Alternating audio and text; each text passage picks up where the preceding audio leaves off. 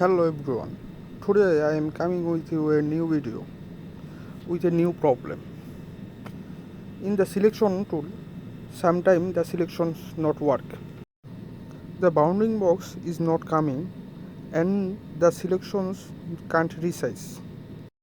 See the window, it can move but not resize because the bounding box is not come. So let's solve the problem. It's very easy. Go to the menu views and turn on show bounding box.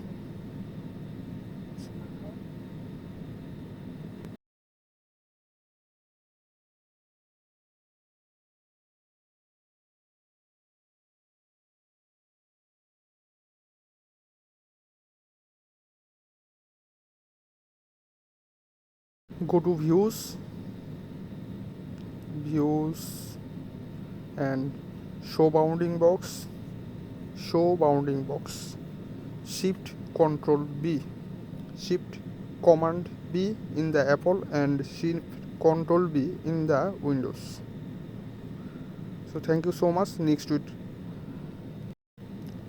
we'll back a new video with a new problem. Thank you so much.